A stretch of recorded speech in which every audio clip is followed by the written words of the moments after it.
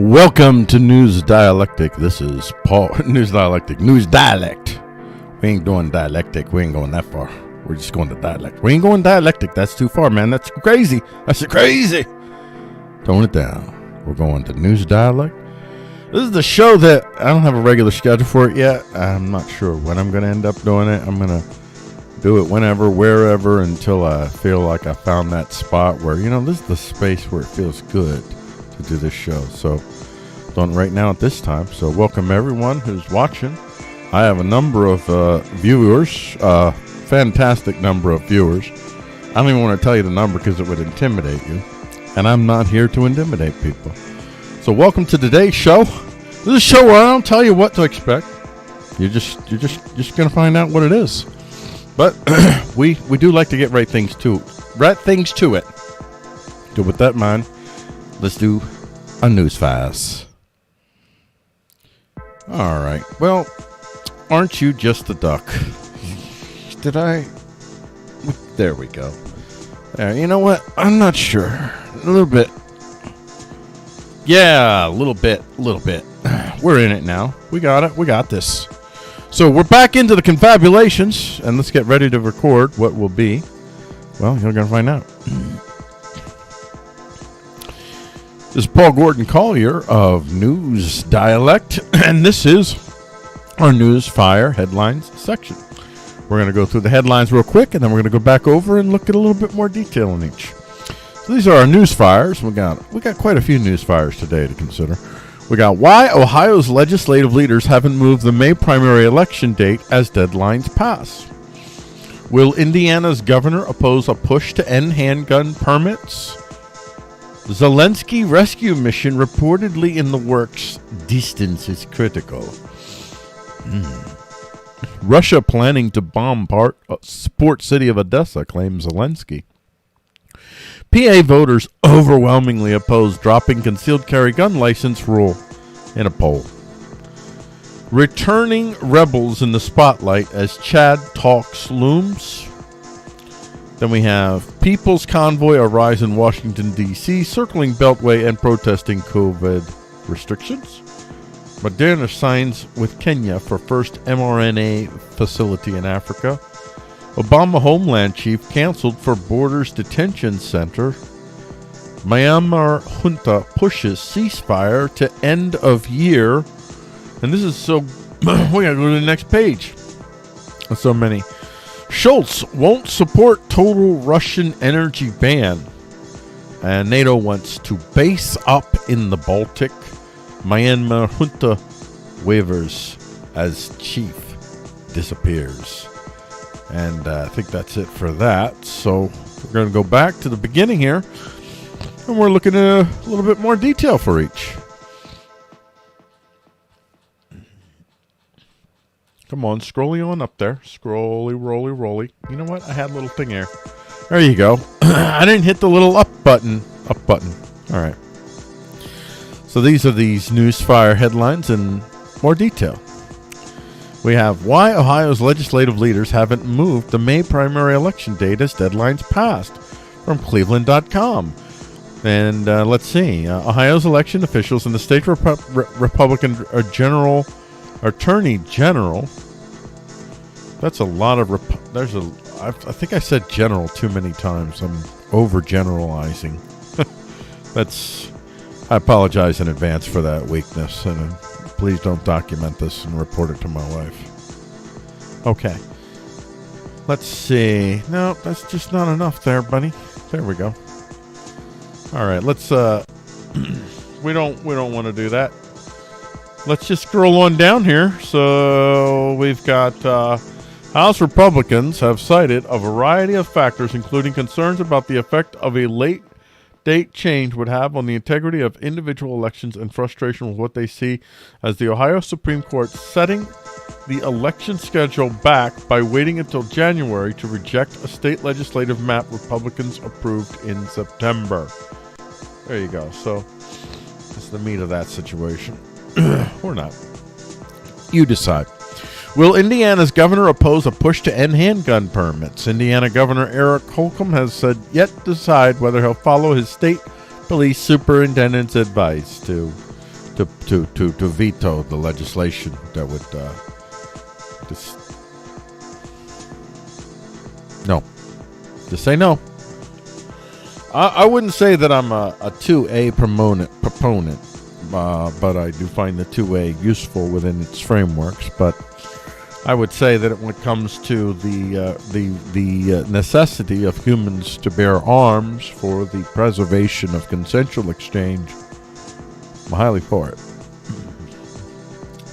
Zelensky rescue mission reportedly in the works. Distance is critical. This is from Express. Oh, that last one I didn't credit. That was WHS 11. WHS 11. That's right. Not WHAS. I like WHS 11.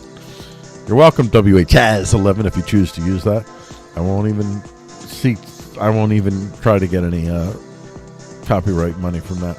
Zelensky, since Russia launched its invasion, and this is from Express UK, since Russia launched its invasion in the early hours of February, Ukraine has endured brutal attacks from Putin's. Of course, so I'm going to have to go and get better little, what have we got going on here? So that's Zelensky. That's an up close to Zelensky, so you get a really good personal view there.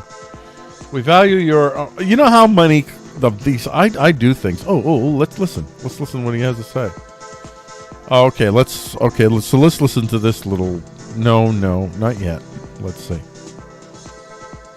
Well, we are safe. We are not leaving the country. We are working to defend our country. President is an example not only for the Ukrainians. I think now President is a more example for all the world, and that's what he will do. Wow, well, that's a bit what it is. So let's see.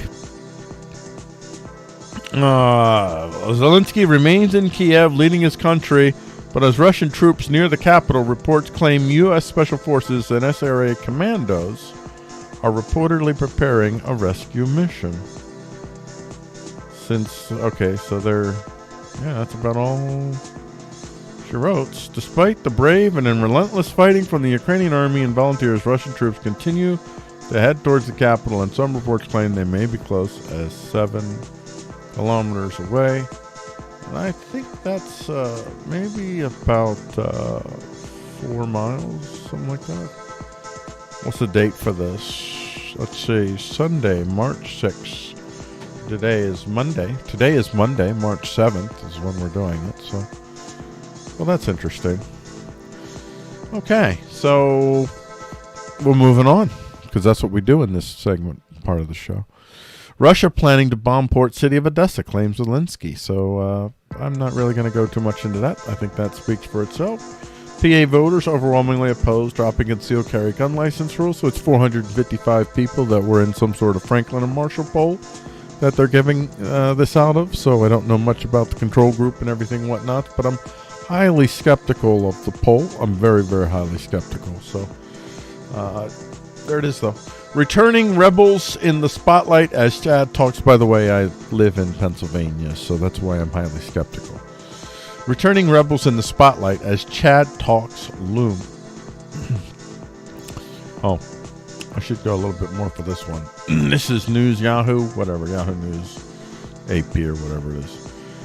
Yunus Wakai Dujimi admits he felt a little unsettled when he set foot on the soil of his native Chad. Well, yeah, so the rebels are coming back, and I guess they're trying to get some peace in that land. Let's hope that works out. Peace convoy arrives in Washington, D.C., circling Beltway and protesting COVID restrictions. There were hundreds of trucks, whether you consider that a success or not. I know a lot of people said it was just a giant fizzle, and then a lot of people said it was the greatest thing since sliced bread. But there were hundreds of trucks, and they did drive around the Beltway in a very peaceful, actual total peaceful protest, not something that was maybe possibly tended towards peaceful, except for the fires. Moderna signs with Kenya for first mRNA facility in Africa. So there you go. That speaks for itself. I don't want to go into details on that one. Obama Homeland Chief canceled for... No, I'm not afraid to. I just don't want to.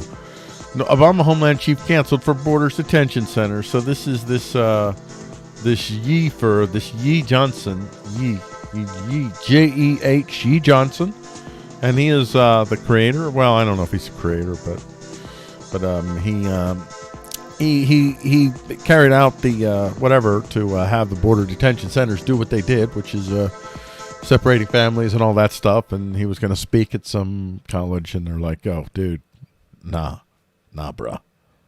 He's like, "Yo, man, I know, I'm on your team, and I gotta take this, don't I? Even though I was just following orders, and I was being a good soldier at the time, but you know." All right, bro. I got you, brother. Myanmar junta pushes ceasefire to end of year. Myanmar's military extended its ceasefire agreement with ethnic armed groups until the end of this year. So that's interesting. Then we have Scholz won't support total Russian energy ban. So German Chancellor Scholz pushes back against ban on essential Russian energy imports. So that makes sense. They're kind of neat, and they don't have any viable.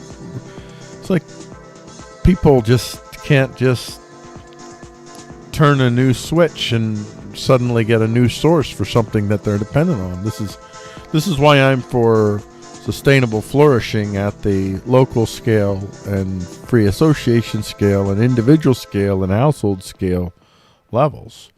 Then you'll have problems like this. We'll have to worry about being dependent on Russian energy when we're largely producing the energy ourselves right where we live and wherever we can. NATO wants to base up in the Baltic. NATO looking at more permanent troop deployment in the Baltic region. And you see the Baltic region, and the Baltic is like, oh, please.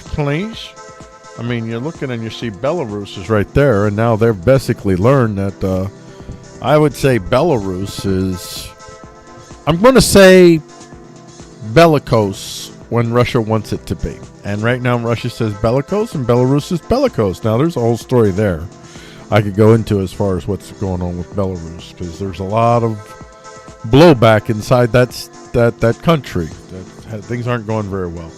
Myanmar junta waivers as chief disappears. This is Myanmar junta chief not seen in public for more than a week. This is from Irrawade. I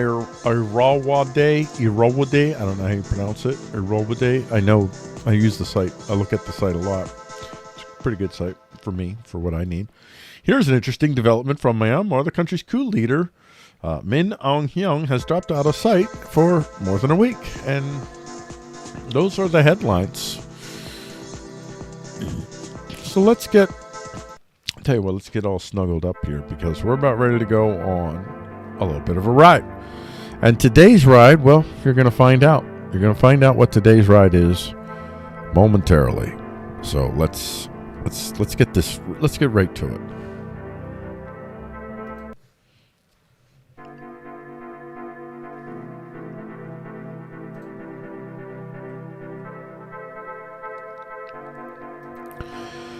Myanmar junta pushes ceasefire to end of year.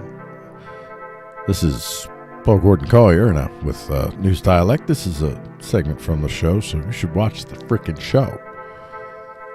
We're going to go on a little journey here, though, and look at Myanmar. It's been something that I've been tracking for a while, and it's another one of these tests. I have mixed signals, or mixed emotions, mixed even pragmatic notions regarding what's going on in Ukraine and the outcome. I've come down on the side of Ukraine primarily because of why I'm hoping that the Myanmar junta doesn't succeed.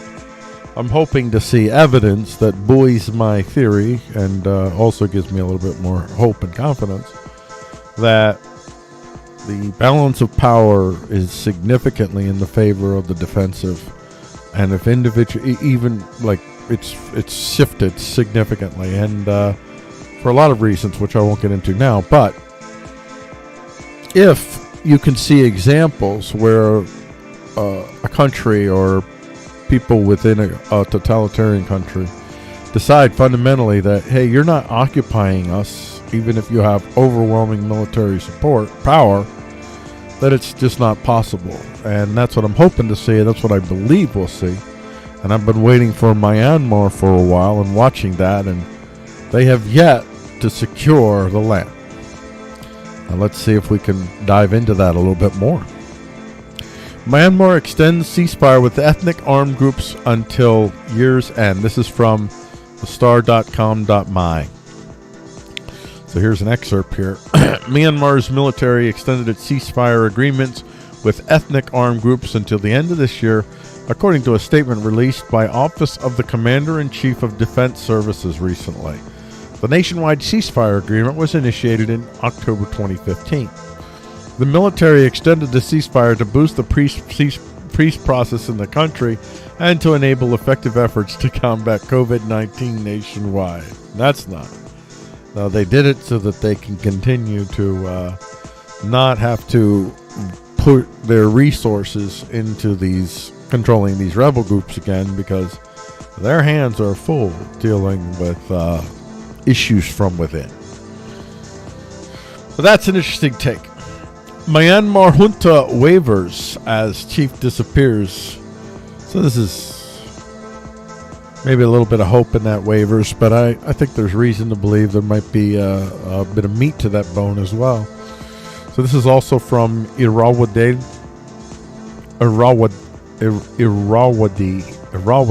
I think it would be Irrawaddy. Here's an interesting development from Myanmar. The country's coup leader, Min Aung Hlaing, has dropped out of sight. Various possible reasons have been offered for his disappearance from public view. Some military sources say he has contracted COVID-19, while others say he is suffering from cancer of the lumbar or lower back region. The only thing that's certain is that Myanmar's military chief was gaining international notoriety for ousting the country's democratically elected government in a coup last year, claiming electoral fraud and killing more than 1,500 people for rejecting his rule, has disappeared. All right, let's go a little bit deeper with this. Why not?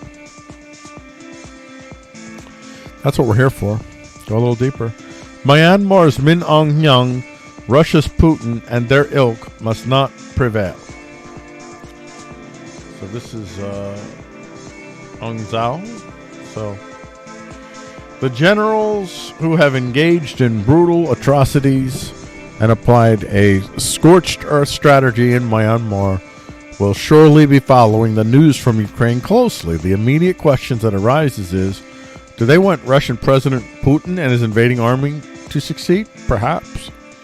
As the invasion of Ukraine was beginning, Myanmar, a member of the Associated Southwest Asian Nations, ASEAN, sounded decidedly out of step with the rest of the world when a spokesman for Myanmar's military council voiced support for Putin's aggression, offering two reasons. Number one is that Russia has worked to consolidate its sovereignty, he said. I think this is the right thing to do. Yeah, you do. Because they haven't done it yet, and they're trying. They need to use their force against democratically elected people, whatever things. They're like the Russian army against their own people at this point. I think that's the right thing to do. Number two is to show the world that Russia is a world power. Of course, and that's total. That is, you know what? All the people that you're going to have to kill in order for Russia to achieve that aim, hey, not my problem. I got to kill my own people over here, man. Don't be trying to make me pay for the bullets for them people, because I got my own bombs and bullets to buy and use up. And the counter is, of course this is garbage. This junta's quick show of support for Russia's aggression is hardly surprising. Russia is a major supplier of military hardware to the regime. Oh boy! And enhanced military to military ties have been cemented since the coup. By the way, I'm not judging Russia for supporting Myanmar, because America supports plenty of their own hideousnesses, and many nations do. Most nations do in whole and or part, because that's the nature of the game that's being played. Moscow sent a high-level military delegation led by Defense Minister Sergei Shoigu to Myanmar 2 weeks before last year's coup.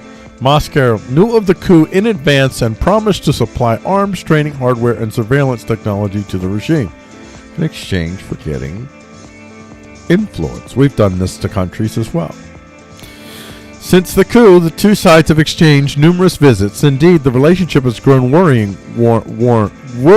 warm. However, this Russian-Myanmar friendship doesn't include the Myanmar people. For their part, the oppressed people of Myanmar loathe both Russia and China and whoever else supports this regime. I guess they would not really want the Russians to win, would they?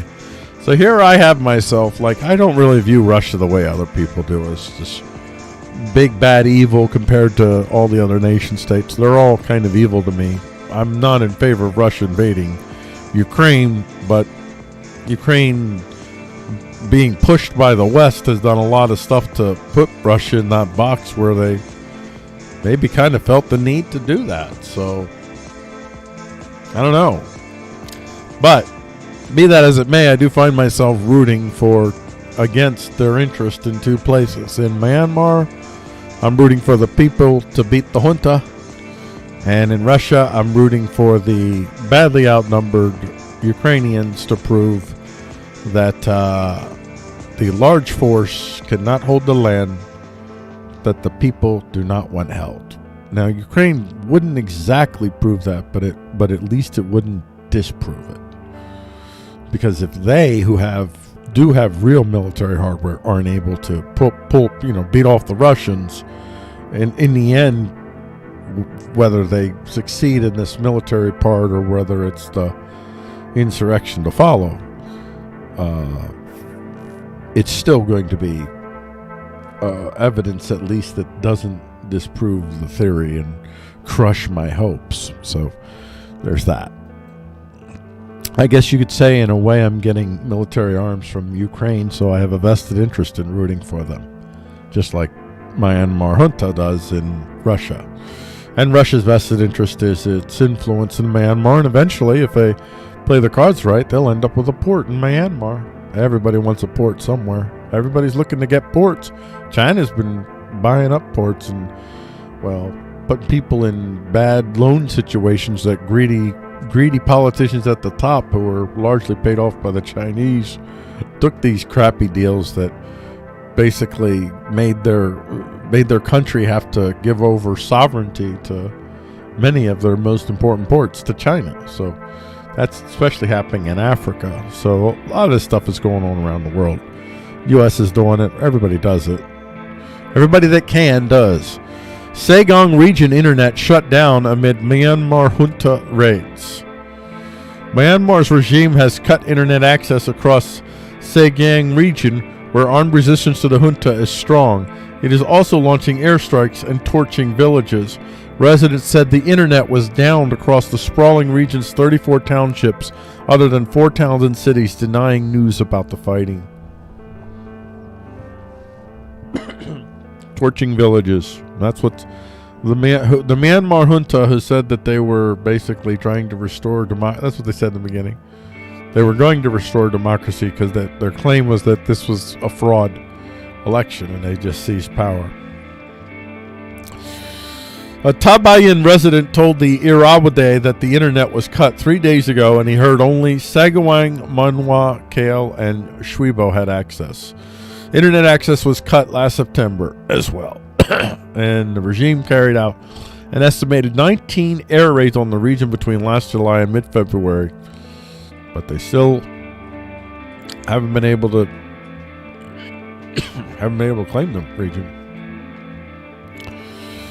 Then we get this from, the Diplomat.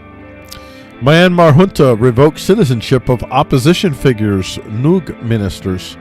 Stripping dissenters of their citizenship is a tried and tested policy of Myanmar's military. Myanmar's military junta has revoked the citizenship of a number of prominent opposition figures, including senior members of the National Unity Governance that is spearheading the resistance to the coup administration, according to a notice published in the Stentorian. What does that say?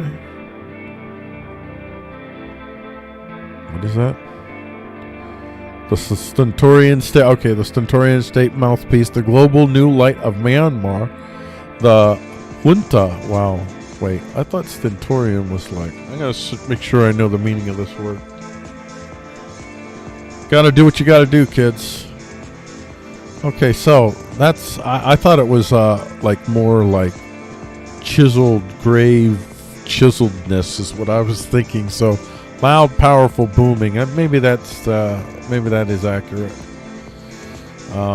Centaurian Staith Mousey, so this is just somebody loud booming voice. The global new light of Myanmar, the junta terminated the citizenship of 11 individuals prominent in the struggle against last February's coup. These include the NUG spokesperson, Dr. Sasa, who has developed a prominent profile as the international face of the resistance movement, and 3 members of its shadow cabinet, Foreign Minister Sin Marong, Human Rights Minister Aung Myo Min, and Home Minister Luin Ko Lat. This junta is just devastating the continued thriving, flourishing, sustainable flourishing of the Myanmar people. Myanmar junta pardons prominent entertainers arrested for anti-coup activities. Most were arrested for incitement after taking part in protests in the weeks following last year's coup d'etat. They may very well need these entertainers, and maybe they're entertainers that they tried to replace them with. People just ain't tuning in. I don't know what Myanmar TV looks like, but I imagine it looks like much like our TV, with our political party now using everything as a means to push its own very particular policies and agendas in a way that we're all supposed to believe is just de facto truth. It's what everybody just believes. We're all of one mind. Of course, very few people believe them. Only the people who benefit from the power that such a system provides, which is less and less as these types of systems go on. But the people at the top get more and more and more. According to a report in the Irrawaddy, the celebrities released from Insurin prison in Yangon include the actor Lu Min, the acting couple Prayar Tu and Yandri Kiaozin, and the male model and actor Peng Takong. The junta announced that the 4, who have been in detention for nearly a year, have been sentenced to 3 years prison under an anti-incitement law, were being pardoned to participate in state-building affairs. There you go. I told you. They need their stars, so they beat them. They probably beat them and did all kinds of things to these people to now bring them out. And that's what you do. You imagine being a human being that could find it in their heart to justify doing this to other human beings. That's what you have to be a ruler of a state. That's why state rulers just inherently have to have a bit of psychopathy about them to even function. Could you and I honestly do the work of a state leader? I don't think I could. I'm not a psychopath. Not that all psychopaths are bad, and I want to make sure I say, like, I like giving my example, David Wood, Christian psychopath, cool dude. Google him. Google YouTube him. With the scene snub, Myanmar junta signals return to Cold War isolationism. And the scene has grown increasingly frustrated with the Myanmar military's lack of progress in ending ongoing violence within the country, the junta has spurned the regional bloc and aligned itself with authoritarian friends in Moscow and Beijing, most recently voicing support for Russia's invasion of Ukraine. Man, they are just... Man, you're putting yourself with China when all these other nation states are looking at China very nervously. Like, everybody is starting to worry that this is the season for war. And it might be. It might be. Well, I won't get down that rabbit trail. Not for now. Norway and Telenor could be legally liable for human rights abuses resulting from Myanmar deal, experts say. Wow. Norway and Telenor could be held responsible under international law for human rights abuses resulting from Myanmar deal, legal experts. So it comes down to The legal memo notes that under international law, states have a responsibility to prevent human rights violations, included by companies registered in their territory. According to the memo, the Norwegian and potentially Lebanese governments have increased responsibility as they have the option to scrutinize the Telenor Myanmar sale because Telenor is majority owned by the Norwegian government and M1 Group is owned by the family of the Lebanese Prime Minister. The legal memo has been shared with Norway's Minister of Trade and Industry and the Telenor Group and M1 boards. It comes as the Norwegian telecom multinational proceeds to transfer their Myanmar business, along with the historical call data of over 18 million customers, to a joint venture of M1 Group and the Myanmar military-linked company Shui Bian Phu Company Limited. According to media reports, Shui Bian Phu will own 80% of Telenor Myanmar when the sale is completed. The memo highlights Shui Bian Phu's multiple links to sanctioned entities and finds that Telenor and M1 Group could be held liable for breaching sanctions or being complicit in the sanctions-busting financing of international crimes. The lawyers drafted the memo on the instruction of the Australian Centre for International Justice on behalf of the Centre for Research on Multinational Corporations. I don't know whether this will see the light of day or not, but a little shot across the bow, even if it's not, and it's I would say that maybe it should be, because this is pretty significant, giving 18. So this is this image of Norway, man. Norway's like, oh man, Norway. Ain't nobody mad at Norway.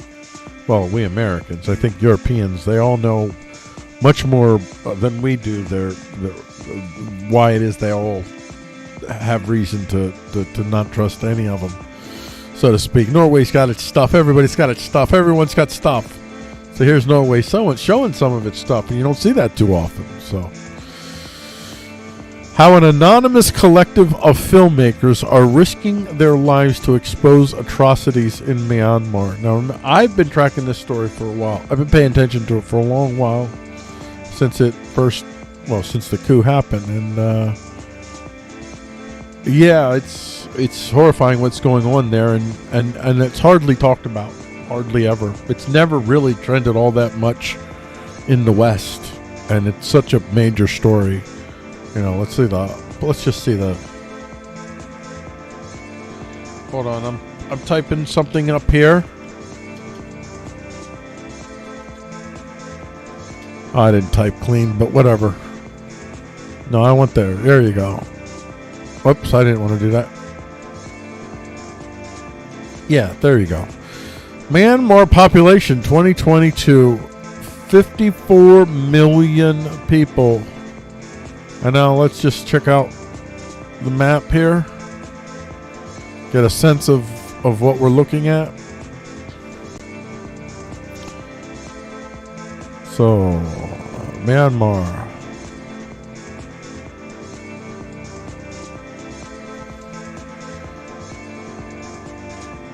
I'm not really getting a good beat on this. Hold on. I think I've got to. I want something that you can clearly see the borders with.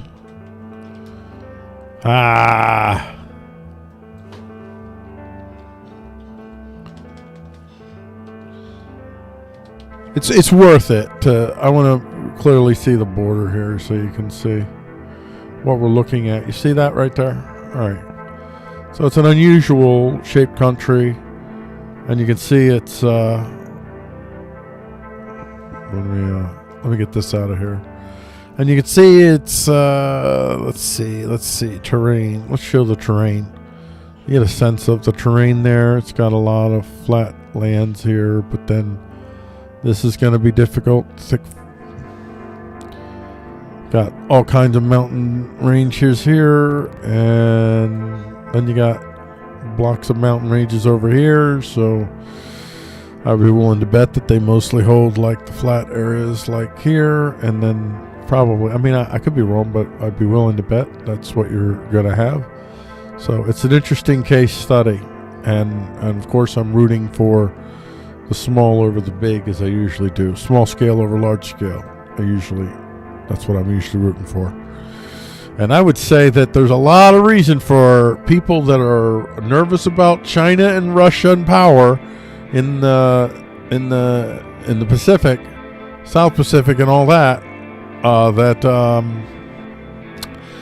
They're going to be wanting to put more resources into supplying the rebels from within and continuing to do what they can to foment. Everybody does it to everybody. So that's what's happening in Myanmar. I think we got one more item here before this story's done. Myanmar scraps draconian cybersecurity bill. Proposed law threatens rights to privacy, expression, access to information. Myanmar's military junta has received a draconian cybersecurity bill that would provide sweeping powers to the authorities, Human Rights Watch said today.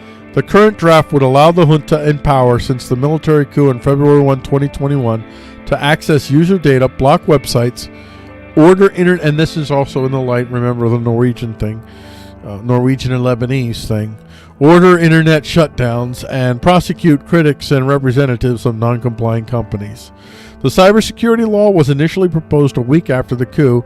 The current draft, an unofficial translation which can be found here, includes new provisions that would ban use of virtual private networks. Well, basically do things to take total control. And so this is the cybersecurity law. In accordance with Article 419 of the Constitution of the Republican Union of Myanmar, the State Administration Council. So the law passed. So just there you go. This law shall be called the Cybersecurity Law. Provisions of this law shall relate to the following matters: offenses committed by anyone residing in the country or vehicles and aircraft registered in accordance with any existing law, or a Myanmar citizen, or a foreigner temporarily or permanently residing in Myanmar, or offenses committed locally and internationally.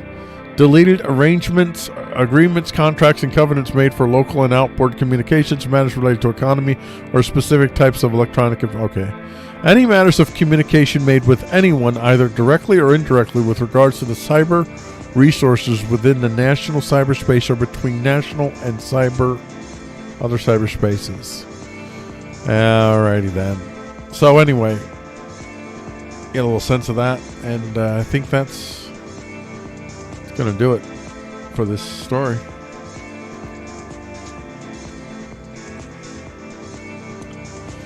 So I usually transition to this part, but I went a little long in that story, so that's the end of that story. But wow,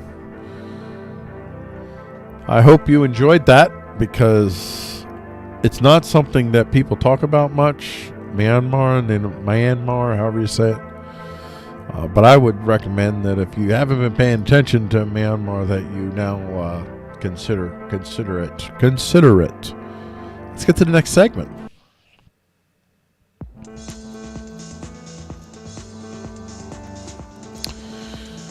Welcome to NewsDialect's Advanced News. We're just going to go through the headlines briefly, and then we're going to come back and go through these headlines in a little bit more detail. World's largest hydrogen plant says it's going to power SpaceX launches. From Futurism.com. PayPal pauses service in Russia, citing violent military aggression. From TheVerge.com. Major crypto exchanges say they won't shut down Russian transactions unless they're forced. Futurism.com. FacePay to bring crypto to auto shops. Ukraine is providing ground for AI wars. AI tool multiplies protein structure prediction accuracy.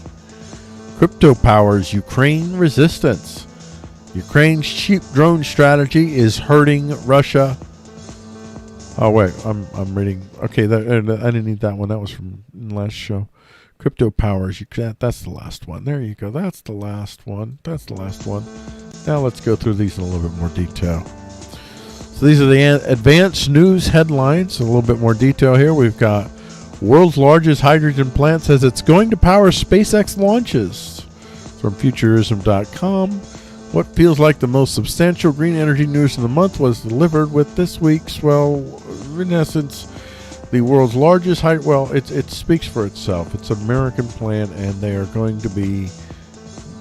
basically going to be the primary source for creating the power to do the SpaceX launches, so that's quite intriguing. PayPal pausing services in Russia, citing violent military aggression. So PayPal is suspending its services in Russia, responding. This is just another list. It's another way that we're cutting off Russians from being able to do business, and Russians are learning the hard lesson that all of us have all been learning really through these past 2 years, is the cost of dependence on monopolized, centralized structures that decide then to use that power advantage that they have over us, that market power advantage, to advance political agendas. So that's what we're seeing, and now we're seeing it on a massive scale as the same corporate machine that has been canceling people for saying bad words or being for or against abortion or whatever list of whatevers. These are the same companies that are now literally trying to cancel Russia at the expense. We're canceling tens of millions of Russians from being able to do what they've been doing, provide a living for themselves. So it's going to be a tough transition for Russia, but they will create their own system. So you're just driving Russia away, and it's not good. Not good. Well, yeah, not good. Major crypto exchanges say they won't shut down Russian transactions unless they're forced. That's also from Futurism.com. That's good. I'm very happy about that. I wouldn't either. I would not. And again, I'm not supporting the Russian invasion. I'm just not in favor of demonizing the Russian people. Most of us, if we were born in Russia, we would be supporting Russia right now. I can almost guarantee you it. It's like, yeah, that's the way it is. That's the way of the world. FacePay to bring crypto to auto shops. FacePay announces FacePay crypto to bring currency payments to auto shops from authority.com. So that is really interesting that we are going to be able to use crypto now. I have an auto shop that I regularly use, and if they get FacePay, no, I'm not. I don't want to use FacePay. I'm down with the crypto, but not the FacePay. So FacePay is just one of these centralized, well, you know. Ukraine is proving ground for AI wars. AI is on the front lines of the war in Ukraine. This is from Steve Bannon's War Room. And already Ukraine has been using the Turkish-made TB2 drone. And the things about these drones is they can be programmed to, hey, this is your target, buddy, go get it. And it's like, all right, man, I'm going to go out and get it. Goes out by himself and does his little job. And these are like cheap. These are considered like cheap drones. These are cheapies. AI tool multiplies protein structure prediction accuracy. AlphaFold 2, a wonder AI cracking the protein folding problem. This is from the offbeatdoc.com. And the results from the 14th CASP assessment, DeepMind's latest AlphaFold 2 system achieved a median score of 92.4 GDT overall. It's basically predicting the potential, protein structures. And so I don't understand the full ramifications of it, but the protein structure predictability using humans is about 3 on that scale. And so this is an incredible multiplication of the potential to, if you can accurately predict protein, more accurately predict protein structures. I think I'm sure that there's a lot of ways that you can use that. I mean, just things that you're going to design to I mean, so many of our cells are protein. I think all that protein stuff in them. I don't know the science, but essentially you'd be able to design things more efficiently that are protein-based, or to attack things more efficiently that are protein-based, because you can whatever patterns you can understand, you can plan for, and you can manipulate more effectively. So I think at the very least we can probably see that benefit. And where that walks out, well, I'd have to know more science to tell you that. Crypto powers Ukraine resistance. Ukraine buys military gear with donated cryptocurrencies. This is from Time.com. Ukraine has already spent $15 million of the donations it received on encrypted currencies on military hardware. And then you got well, there you go. That's the end of the headlines. That's the end of the NewsDialect Advanced headlines. So the story that we're going to, let's get that story ready that we're going to be doing for here. So we are going to be going into the AI wars. That's where we're going next.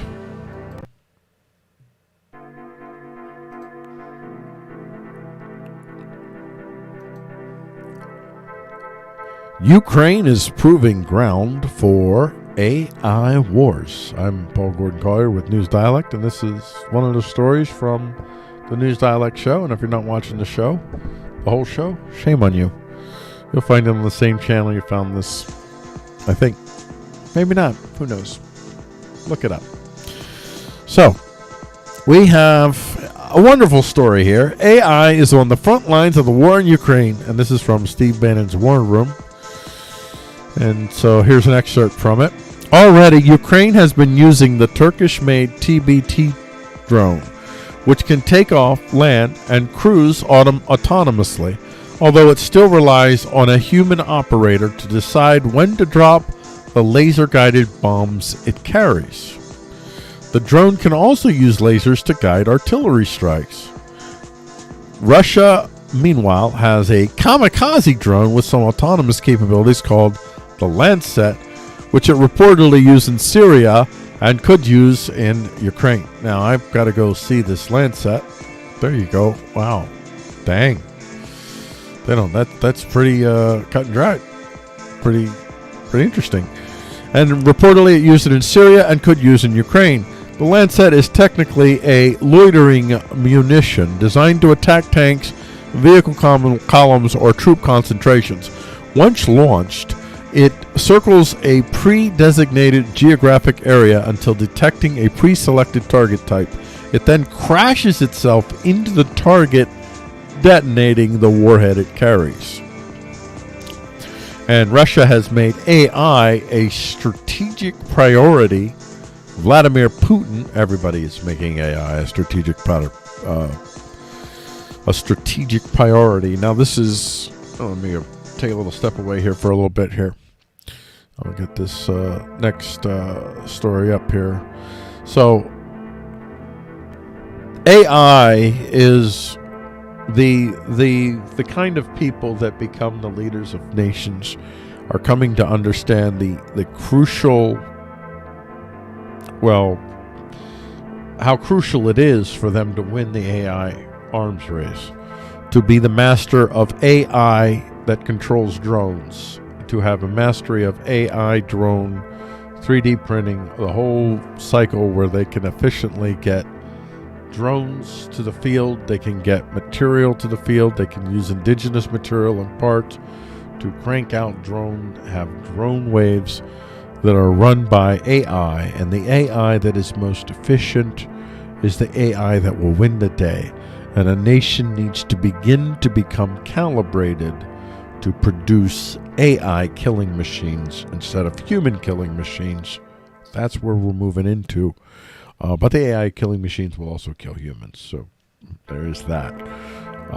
And the nation states that have the advantage in developing AI the fastest, ruthless AI the fastest, might very well be the ones that have the most amount of control over their populations so that they can ruthlessly, effectively test their AI on their own subjects and have free reign to develop whatever unethical products that they want to develop to make this dream real, make this dream real. So this is one of the reasons why the billionaire class in America is so keen on using, say, social justice as a vehicle of power that's been converted from an idea, a suggestion to say, hey, we should try to live this way, to an order.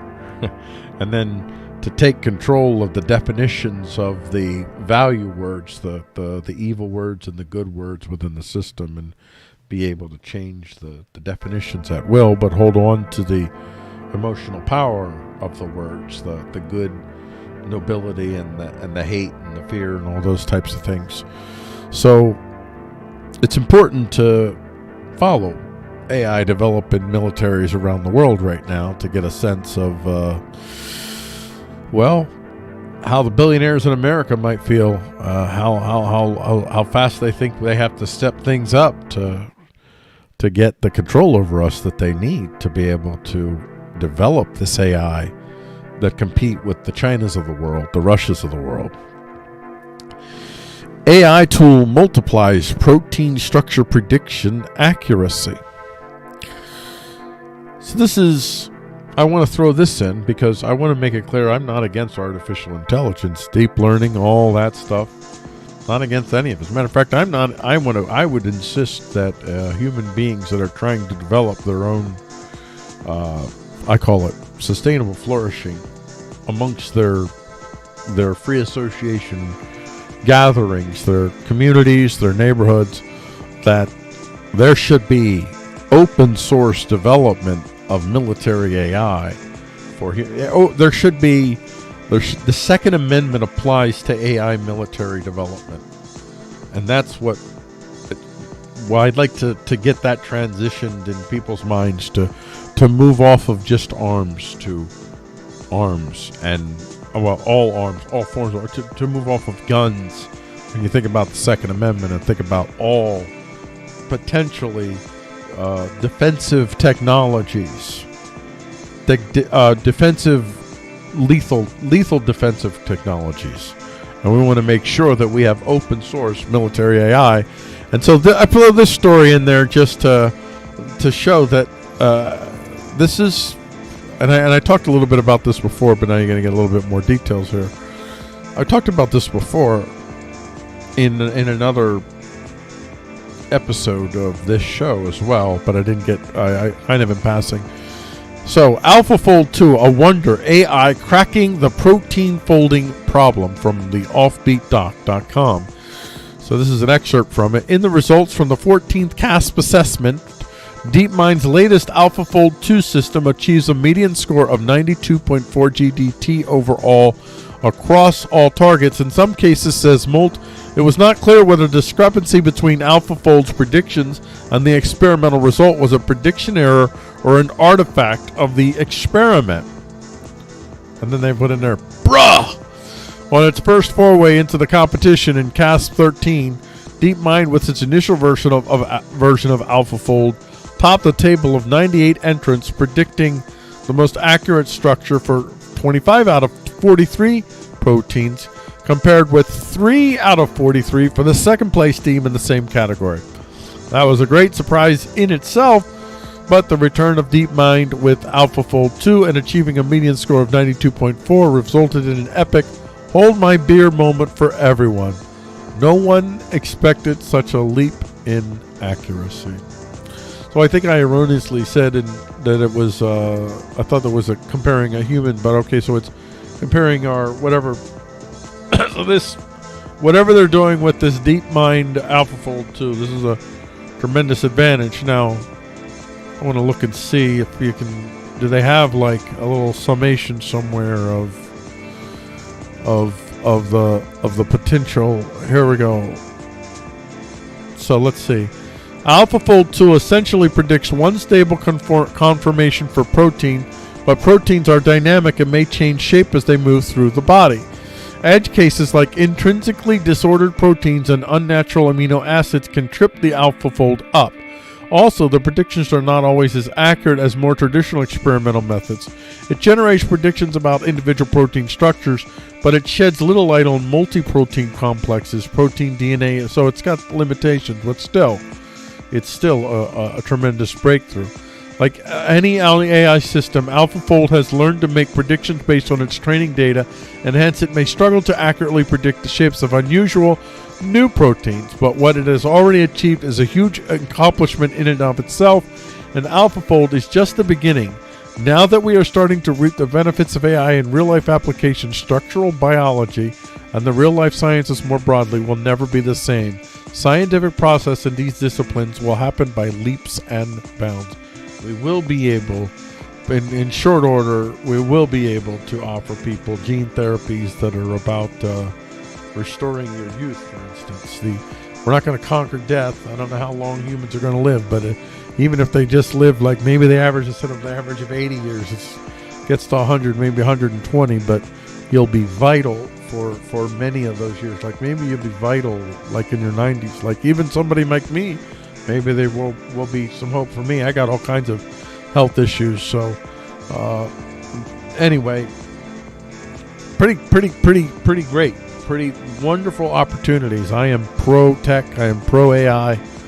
Extremely pro AI, pro tech. But I'm not pro tech in the hands of killers. Period. So wherever the psychopaths have tech, I want to make sure that the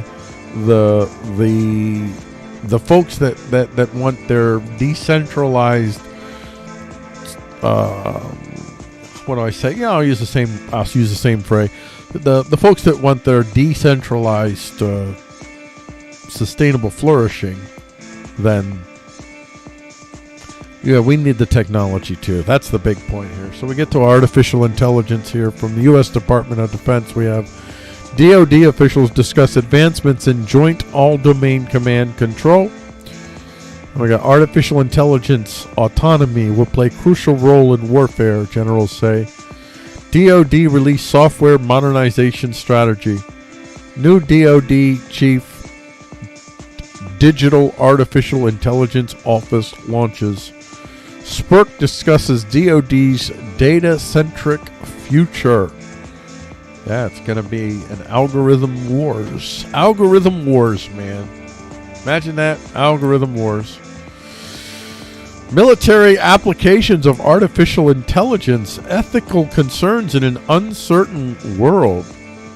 The authors of this report examined military applications of artificial intelligence and consider the ethical implications. The authors survey the kinds of technologies broadly classified as AI, consider their potential benefits in military applications, and assess the ethical, operational, and strategic risks that these technologies entail.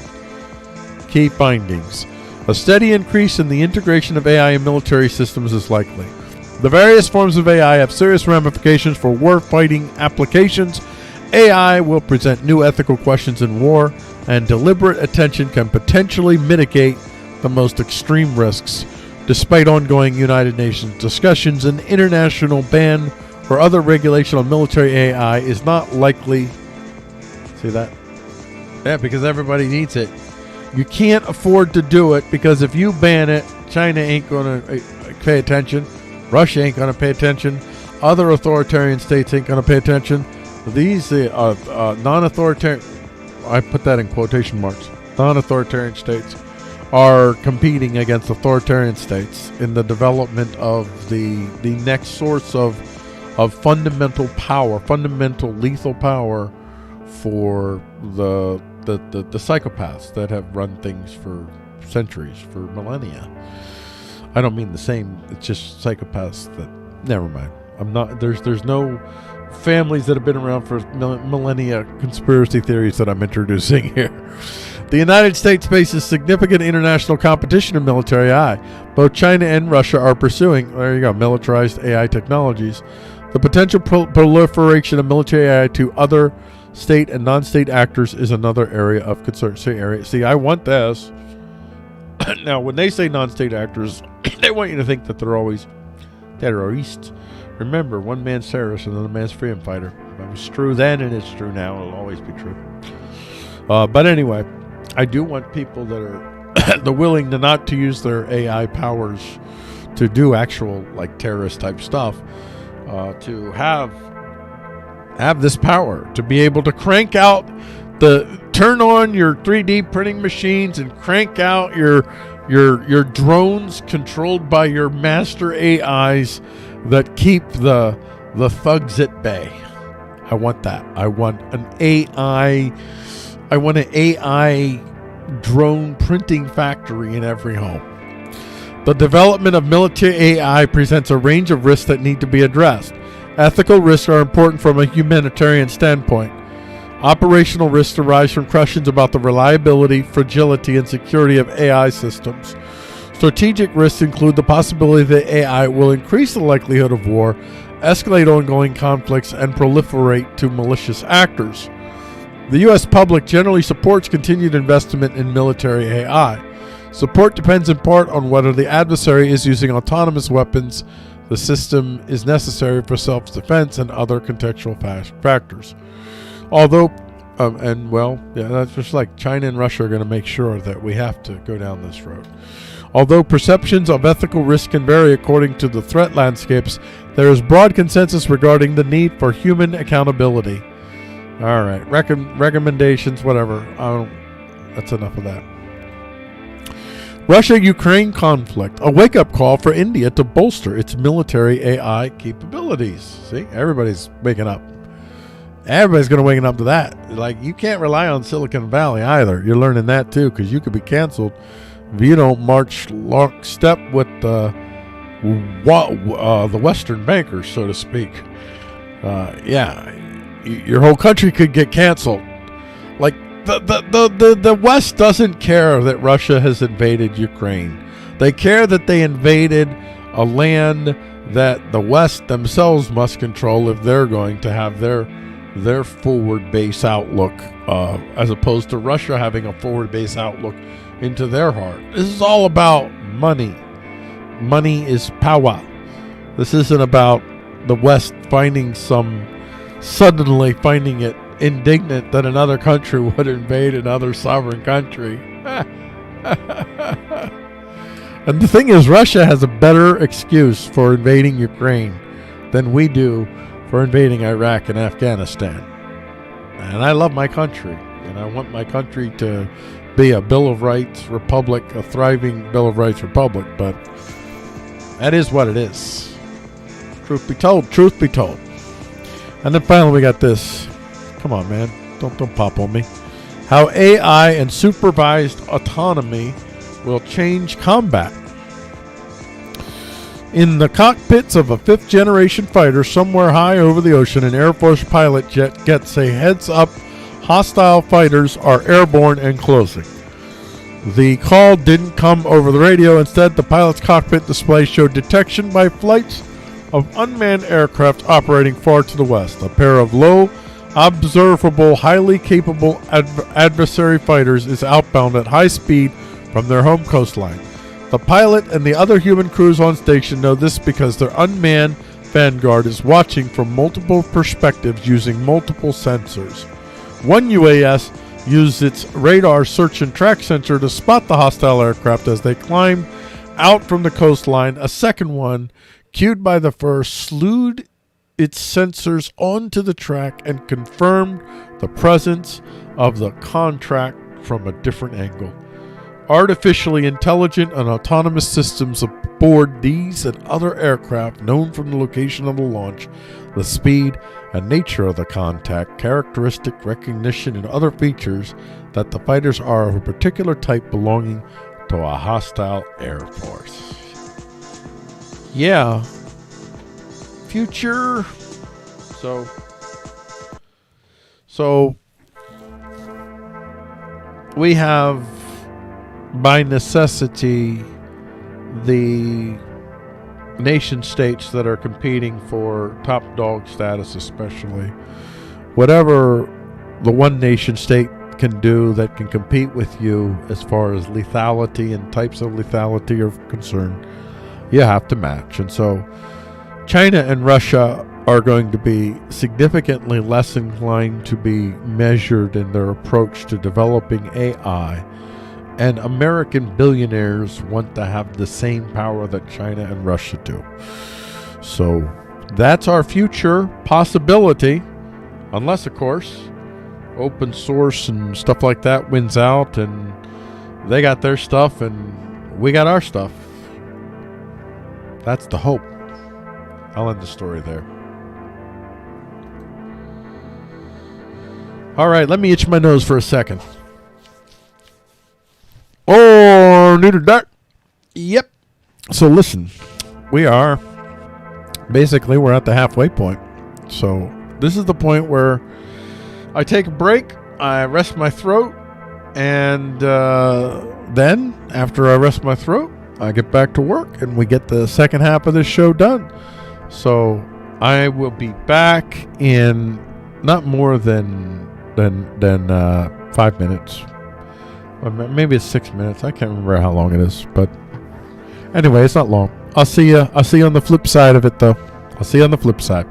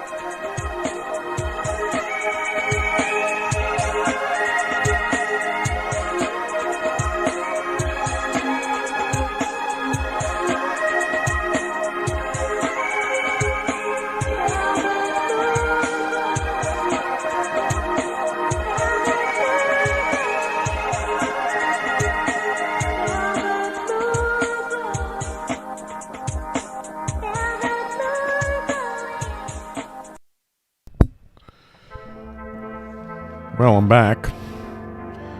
I'm back, folks. You know what I should have taken down here is I have ran out of coffee. And that's not good. During my break, I didn't think about it until now. Should have went and got more coffee. But that's okay. You know what? It's okay because what time is it here? What time is it? East Coast time. Pennsylvania, East Coast time. Hold on. So it's 6:28 p.m. Eastern Standard Time. That's close to my bedtime, folks. I'm usually in bed. Sometimes in bed by this time, 6:30. I get up at like 2 in the morning because that's how I roll. So this is the end of my day. I don't know how often I'll do shows at this time because, when you're at the end of your day, you're tired. But I got this. I got this, guys. I got this. Everybody just buckle up. I'm driving. I think I am. Hold on. Yep. I got the keys. All right. I'm driving.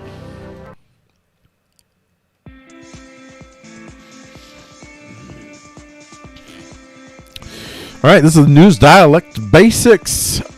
Base news. Base news. I'll let you read that however you want. These are the headlines. So we're going to go briefly through the headlines and then we'll go back and look a little bit more detail. Crime is key issue in India state election, but Muslims allege police brutality. That's from NPR. D.C. bureaucrats close veterans pub after he defies COVID-19 mandates. That's from Daily Signal. Prosecutors resigned because Manhattan DA wasn't prepared to indict Trump. PoliticsUSA.com. And then we have Idaho HB 666. Yes, that's the name. Could put librarians in jail for lending kids explicit books. So, Virginia teachers could call cops for misdemeanor violations. Fort Lauderdale police chief fired for anti-white hiring practices. Christian, I'll put that in quotes, Christian University Concordia bans professor for questioning diversity policy. Disney pressured to protest Florida bill restoring parental consent in education. Indonesian Christian YouTuber jailed for defying Allah. And finally, Biden's SCOTUS pick appears poised for confirmation. And now we'll go back and we'll look in a little bit more detail in all these headlines we got. Well, it looks like Modi there. Crime is key issue in India state elections, but Muslims allege police brutality. So a dramatic drop in crime is part of what Prime Minister Modi is running on. But the Muslims are saying, well, maybe it's because you're just the thugs. You're thugging. So that's interesting. Interesting dynamic that Modi's got going for him there. D.C. bureaucrats close veterans pub as he defies COVID-19 mandates from Daily Signal. Government mandates and authoritarian COVID-19 rules have crushed small businesses in America. So, do I click on this and look a little bit more? Look at him. Yeah. Let's love dub. Let's love dub it. Oh, beautiful. That's a beautiful looking beer. I wouldn't mind getting a little bit of that beer. Okay, one of them is Eric Flannery, a Navy veteran, co-owner of the Big Board on 8th Street North. Flannery and his lawyer, president and CEO of the Buckeye Institute, joined the Daily Signal podcast to explain why they're fighting for the Big Board's survival in a city where political leaders have amassed unprecedented power. Yeah, they're unopposed. They just, a DNC machine just picks the people that it wants to be in office, and they're in office. It's picked by the party. And the primaries aren't even really primaries. And very rarely is there an actual contest. They have absolute control there. It's a very dangerous place. So this is what the place, this is their website there. This is their place. They offer a lot. They got Duck Rabbit Stout, Flying Dog Truth Imperial IPA. Well, there you go. Well, that's pretty good. Let's go back here. So, prosecutors resign because Manhattan DA wasn't prepared to indict Trump. So this is Politics USA. So what they're saying is the two prosecutors who resigned from Manhattan Trump investigation did say, because so they're saying that they resigned in protest because the DA wouldn't prosecute. So they're probably part of the same group that the insane DNA was before them. But that's a nice headline, Politics USA. They're really not great. They don't believe in the American dream anymore. They don't believe in liberty. They don't believe it. Yeah, whatever. They definitely don't believe in the Bill of Rights. They fundamentally opposed to free speech and the Second Amendment alone, and due process and rule of law. You can't have that when you've had white supremacist systemicizations for all the centuries. Can't have that. That's their group. Now this is, I don't know. This is tricky. Like, first of all, House Bill 666. Come on. Didn't somebody stop and say, wait a second, can we like just do a House Bill 666 just like every year? That's like House Bill 666, the bill that affirms that I don't know what you want to make it. You know, today's trash day. I don't know. Anyway, so they decided to let's just go ahead and do that. Idaho Bill 666 could put librarians in jail for lending kids explicit books. And so one of the books in question is this thing called Lawn Boy. And so the proposed statute outlaws anyone from making available any other material harmful to minors, including pornography, nude art, or books that include descriptions of sexual excitement. Now this is where I'm going to have a problem, because I think there's going to be a broad and now I want to make sure the age group they're talking about. It escalates quickly to auntie, uncle, drag, queen hero, to middle grade queer books and Lawn Boy, she said during a House committee hearing Thursday. Lawn Boy by Jonathan Evison has been at the center of a public debate in the Fairfax district in Virginia since last year, alleging it contains sexual contact and depictions of pedophilia.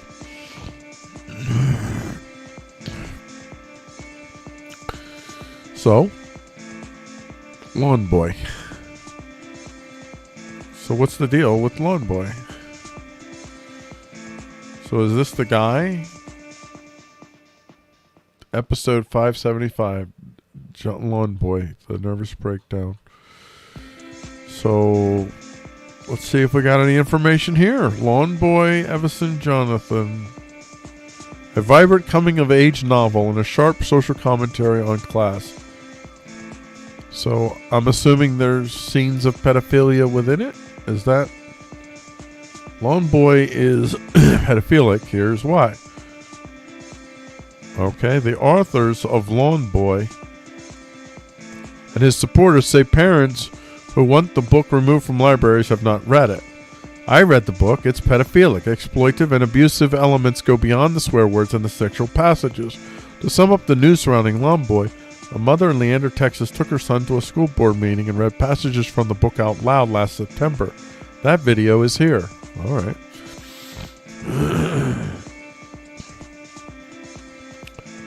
Well, where's the video? Did they take it down or? Okay. Wow.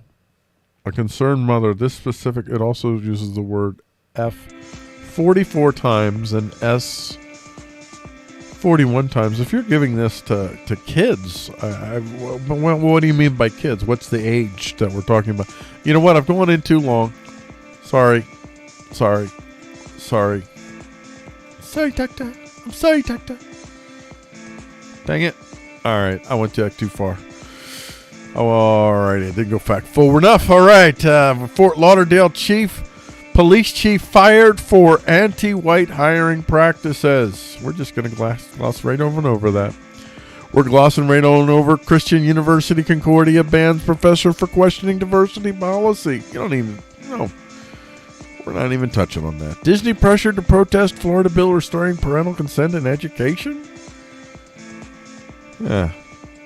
Indonesian Christian YouTuber jailed for defying Allah. And then the Biden SCOTUS pick appears poised for confirmation. Actually, this is a long report. I would really recommend that. But I didn't choose that one. I didn't choose any. I chose this one. We're going to do this. All right. So.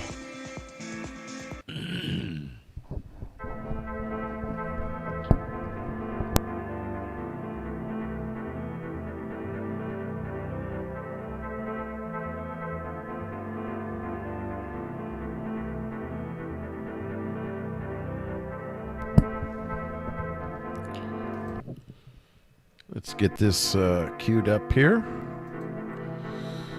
Here we go.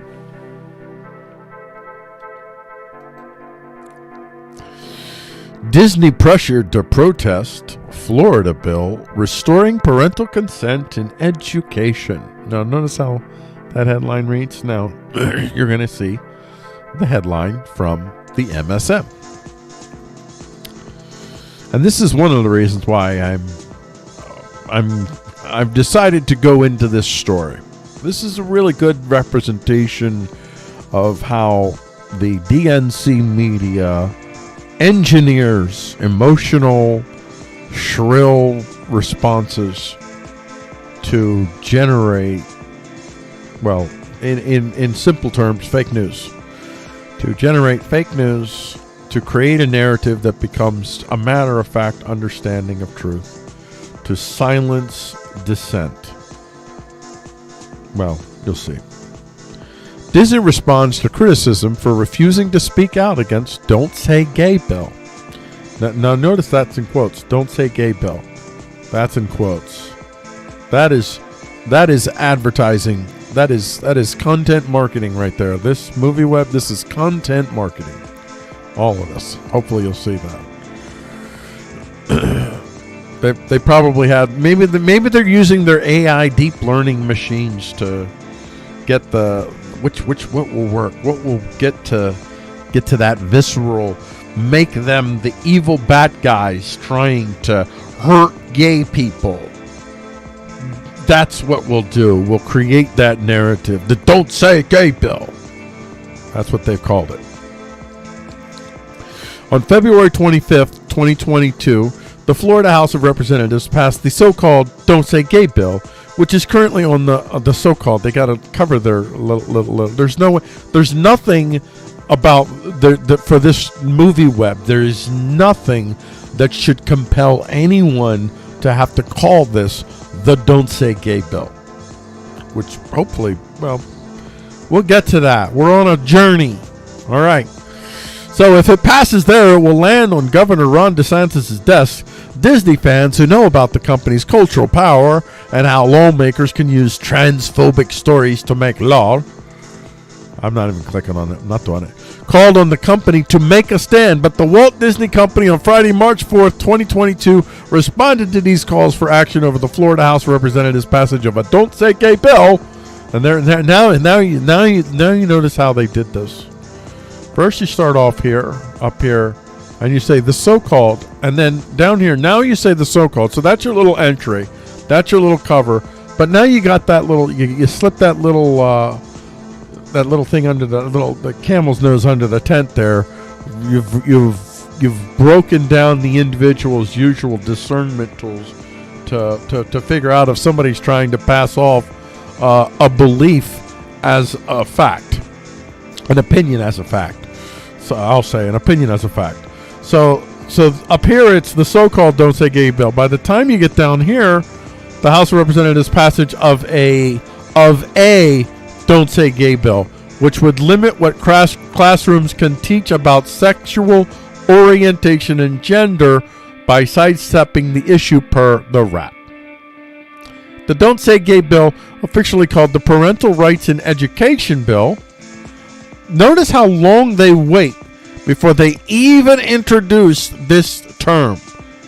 They wait until they've hit you with all of this emotional baggage right from the start. would limit what classrooms can teach about sexual orientation and gender. I want you to keep that in mind as we go forward in our journey here. It, officially called the Parental Rights in Education Bill, not only outlaws teaching about sexual orientation and gender identity from kindergarten through grade 3, or in a manner that is not age appropriate or developmentally appropriate for students in accordance with state standards, but it also allows parents to sue schools and individual teachers who engage in these topics. Instead of responding to the bill's content, which has drawn protests from Florida students statewide who walked out of their classrooms this week, led by teachers, no doubt, religiously led by teachers, our very schools are doing this. I mean, I think what has to happen is you need to probably fire a whole bunch of teachers, fire all the principals, fire all the superintendents, purge the school boards, and start all over again with Americans, not whatever these people are. And by the way, I am not for not teaching about LGBTQ and about teaching kids. I don't know.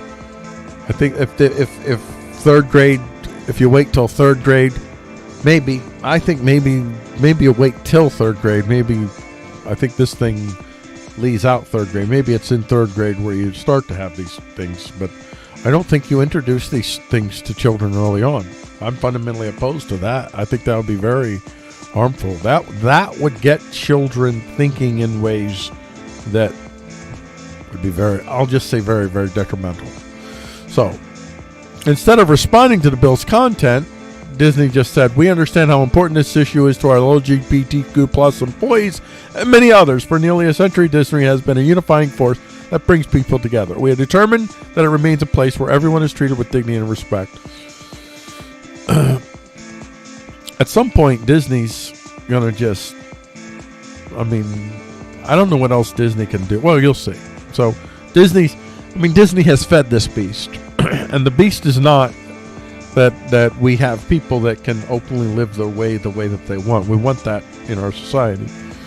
But the use of that, you'll hear this again and again in this show, the use of that real need that this community has to, well, they create solutions that give states and corporations power to control human beings monopolistically.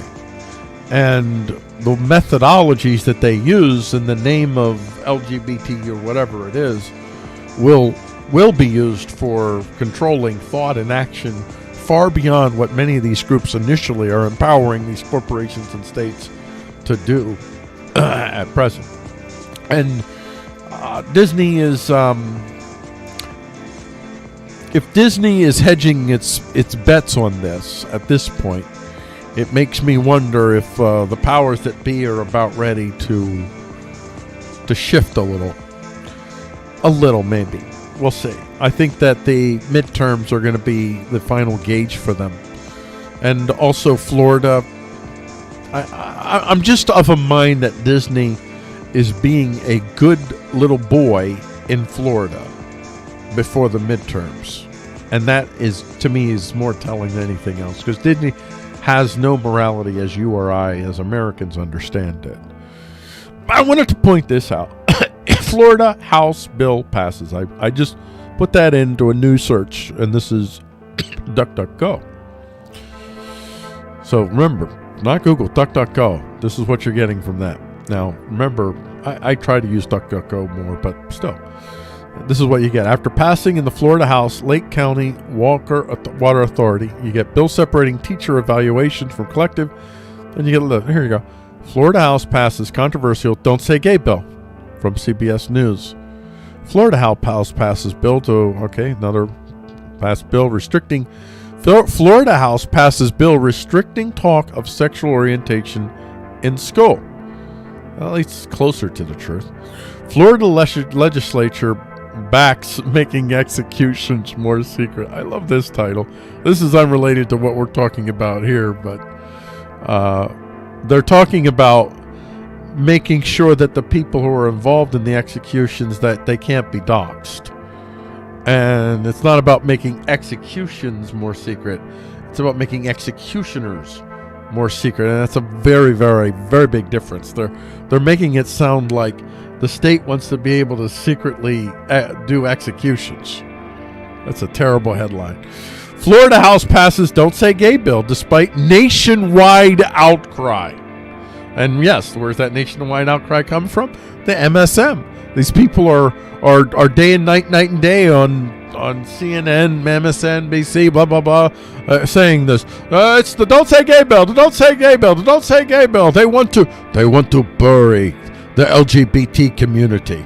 They want to roll the clock back. Unfortunately, there are people within this group that do want to roll the clock back. So their fears are not wholly unfounded. So there is that, and I have my own concerns about that as well, because I don't want to see the clock rolled back either. Florida House passes controversial measure dubbed the Don't Say Gay bill.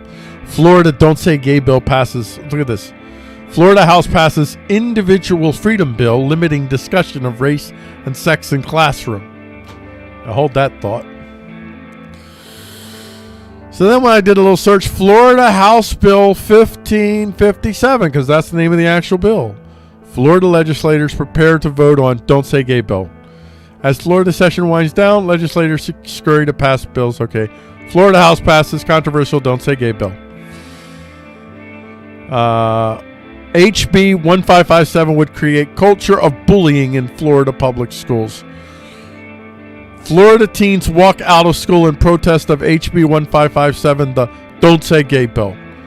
Florida Senate expected to vote Monday on Don't Say Gay bill.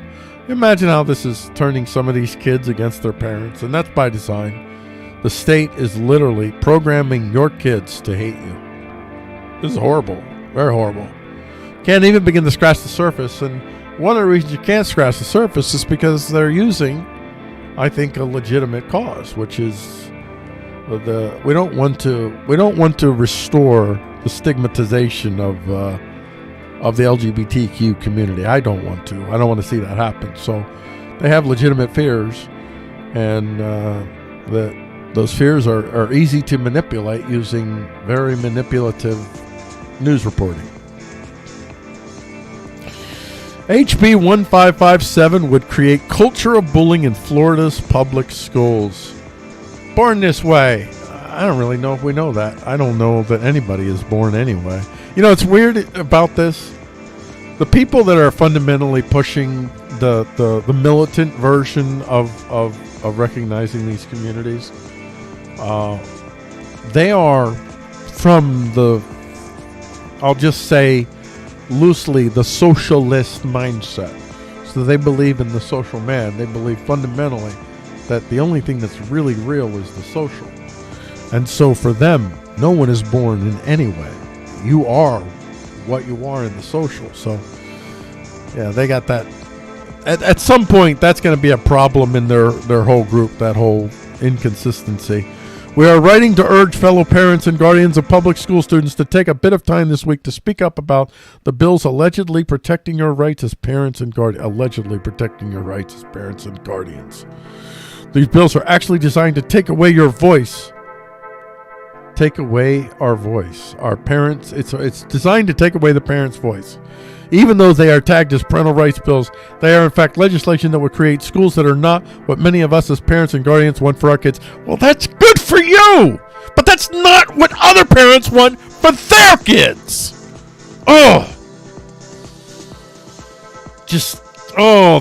The smugness of it all is just so annoying at this point, isn't it? You guys know what I'm talking about. Florida House passes controversial Don't Say Gay bill. Florida House passes Don't Say Gay bill despite nationwide outcry. Also from Yahoo News, Nick Visser. Listen, they can write that nationwide outcry because they control the means of social and cultural production. So long as they do, you have no power. Florida House passes controversial measures dubbed the Don't Say Gay bill by critics. Oh, at least you added by critics. Isn't that nice? Yeah, Florida Don't Say Gay bill passes in House floor vote. Let's read it. Parental rights in education requires district school boards to adopt procedures that comport with certain provisions of law for notifying students' parents of specified information. So that's the first thing. Parents get to learn what it is that your schools are teaching. Transparency. If your government-run school, which makes it in some areas almost virtually a mandate, in other areas more or less, but in many places virtually a mandate for your children to go to this public school. And this public school is telling its parents that you don't get to see the material and you don't get to approve of sensitive material. Sorry, that's not America. And you people passing this whole "don't say gay" bill narratives, you're letting the world know how much you oppose the Bill of Rights. And to have people write such idiotic things that a bill that gives parents that don't see things the way you do. What you want to do is force everyone to see the world the way you do. And that's not America. And you know it. Socialists, whatever you want to call yourselves. So, parental rights in education, notifying students' parents of specified information, require such procedures to reinforce fundamental right of parents to make decisions regarding upbringing and control of their children. This is a sacred right in a republic. And whatever excuses you have to try to diminish the rights of parents to raise their children by their values, not yours. This is America. We're not putting up with it anymore. And if we have to leave your public schools, we'll leave your public schools. Because we're not putting our children through this emotional child abuse. What you are doing to these children, turning these children into militant political activists before they've ever had a chance to form any real opinions on their own, because all they know is what you told them to believe. And you know it. And most of these children, their IQs, the average IQ of a human being is 100. How much easier it is to manipulate human beings with IQs of 110, 100, 90. This is the bulk of the kids that they're whipping up into these frenzies. It's horrifying what you're doing to our children. We'll never forget this time. These children, when they get older, will never forget what you have done to them. The emotional rape that you have done to their minds. It's horrifying. I lose sleep. I shed many a tear thinking about it, and I'm powerless to stop it. So, going on. Prohibits school district from adopting procedures or student support forms that prohibits school district personnel from notifying parents about specified information, or that encourages student to withhold from parents such information. This is a no freaking brainer. We shouldn't even have to write this as a law in America. The fact that this has to be done tells me that the Florida schools, that American government schools, are violating the constitutional rights of the parents of this land in existential ways that are child abuse, should be considered child abuse at this point. There is a way to teach children about our diverse reality without emotionally scarring them, without traumatizing them, without creating secrecy between parent and child. You should never do that. You know who does that? Groomers do that. Groomers do that. I'll just leave that float. So, prohibits school district personnel from discouraging or prohibiting parental notification and involvement in critical decisions affecting students' mental, emotional, or physical well-being. Absolutely. Prohibits classroom discussion about sexual in certain grade levels. Now this one, this one, I need to know more about this part right here. I mean, I'm kind of mind. I think maybe it's when they're in third grade that you start talking. If they said after third grade, okay, or they're off by a year, I just want to make sure that we are talking to kids about sexual orientation and gender identity and all that stuff. Oh, well, I'm not really down with the non-binary stuff. Schools may teach of it, but to teach it like it's fact is another thing altogether. Because there's no, not all parents agree to that assumption. I know that there's no science for non-binary. If you're going to tell me that gender is a social construct, then I reject the notion of having a non-binary social construct. It's a convoluted mess. I freely support anyone that wants to express themselves as whatever they want to, but I also oppose any effort by anyone to coerce anyone to recognize their expression or to give it any validity whatsoever. So that's America. You get to live your life, but I get to live mine. And these socialists, groomers, they don't want that. They don't want America. They want Soviet socialist groomer land. Maybe we'll just call them groomers. That's probably better. Just call them socialist groomers. There's all types of groomers, so just so you know, we're not always talking about the one everybody's thinking about. There's all types of groomers. So there you go. That's this.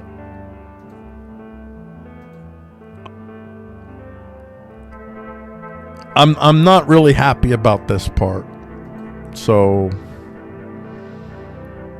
it shouldn't be there.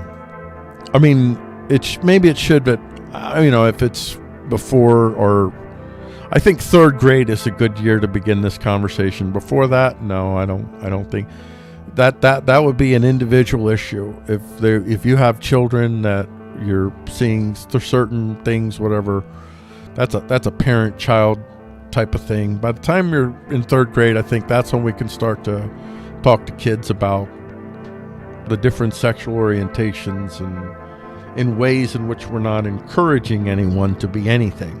That's the thing. We don't want to celebrate homosexuality or heterosexuality. So, and that does mean in part, like, we might have some stuff that have, gay characters in them, like in the type of stuff we have for kids. So there's stuff. And by the way, that's another way that you don't have to talk about sexuality with kids so much as just let them see things that they kind of infer things. So you don't have to have this book that spells out two mommies. You can just have a book in which it just so happens that in this instant it's two mommies. And if they have questions, you say, well, yeah, humans live in a lot of different ways, and you just kind of leave it at that. I mean, there's ways to do this. So everything about that Florida bill I love, except for I want a little bit more science to figure out the degree to which maybe fourth grade is the right year. I don't know, but I'd want more science, and I don't know. I think I'd want to know more about that one. So other than that, it's wrong to call it the Don't Say Gay bill. It's prohibits classroom discussion about sexual orientation or gender identity in certain grade levels, requires school districts to notify parents of healthcare services, authorizes parents to bring action against school district to obtain declaratory judgment. Good. These people need to be held accountable by the parents for a change. You can't just think that when you're an American public school that you have a right to put your ideology ahead of the parents. If that's not the way it's supposed to work. And the parents that support the coercion of other parents because they agree with this ideology, shame on you. But again, my only one caveat is I'd want to see more science regarding when and how. I would say that just doing something like just saying you can't talk about sexual orientation I think that I would like to see. Maybe they've done it. I don't know. I doubt it, because they're the government and everybody's partisan. But so there you have it. So this bill is I won't say it's nothing like what they say when they say it's the "Don't Say Gay" bill, but that is a headline that is designed to give you the most negative, hateful version of this bill, so that you cut off your critical thinking. You won't even bother reading the bill itself to figure out what it actually says. And then you won't apply any critical thinking to ask yourself, is there real merit? Because they're not talking about preventing you, because they're not talking about preventing you from talking about sexual orientation, like to junior high kids, to high school kids. They're talking about before the third grade and before. So it's a horrible misrepresentation of the bill to say that it's the "Don't Say Gay" bill. It's a bill that is seeking to limit the that's why I said that one was the most. You could call it a bill that's seeking to limit how you discuss sexual orientation in school, and it is doing that. Now I saw this one moment where you saw a whole bunch of mainstream sites were carrying the same type of narrative. Is the First Amendment in danger? And they were basing it upon laws like this that were prohibiting schools from teaching children ideology instead of teaching schools a foreign ideology, in essence, when you really want to come down to it, rather than an American ideology. American ideology is essentially, we are teaching our children to be critical thinkers, to determine for themselves what they believe. We're not trying to make them into a social man. We're not socialists, we're Americans. And so we have laws that we have to pass, because our school districts are out of control, to limit the school districts from doing what they shouldn't be doing anyway, which is violating parental rights by seeking to use government resources to indoctrinate children into a foreign ideology that's fundamentally anti-American, anti-parent. We want that to stop. You don't have free speech rights as a teacher teaching to children in a public school. But yet, the New York Times was trying to pass a narrative to get everyone to believe that First Amendment rights apply to teachers in public schools. That is absolutely malarkey. You do not have free speech rights in public schools, because public schools are government authority, and government authority has to honor the Bill of Rights. Fundamentally, in that instance, the rights that are fundamentally at play are the parents. Above all else, the parents are responsible for the children. The parents are the ones whose rights matter the most. And that's the bottom line. And if you want to get rid of parental rights, I'm going to call you a groomer, because that's what you are. I don't know what kind of groomer you are. I'll let you decide that. And I think that's how I'm going to end this story. I had another little capper to it, but I think I've said enough here. All right, so that story really bothered me. I'm not going to lie to you. And that kind of story really frustrates me too, because the way that you see the right respond to the left, there's always a bit of an overreach. And it's the same, left does the same thing to the right. They all overreach. And so this is a bill that really, that little provision should have been more nuanced or fleshed out. I don't know how to express it, but what they should probably have done is pass the bill that just included all of the parental rights, and then later tried to pass a bill dealing with when do you talk with kids about the sexual orientation, how do you do it, and I don't think that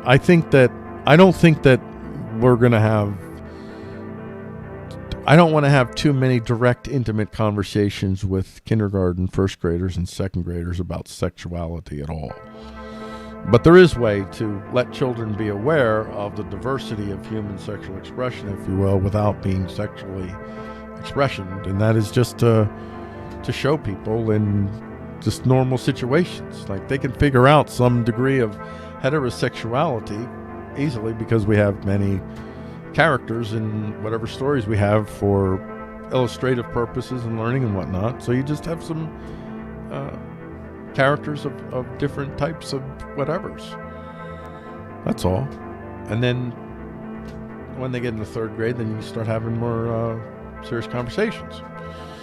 So there is a way to do this without traumatizing children and without continuing the stigmatization of the LGBTQ community.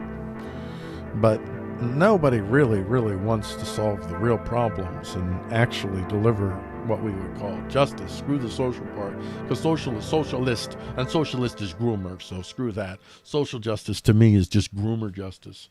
I don't want to pin justice on the groomer mentality. I don't want to subject my children to psychological warfare so that you can make sure the next generation looks like you. I don't want to do that, whether it's the right or the left that wants to do it, whether it's for the pledging allegiance or waving the LGBTQ flag. I want none of that in our schools, if we're going to have public schools at all. All right. Well, that was a transition that didn't make it into the show, into the excerpt, but so be it. Let's get to the next.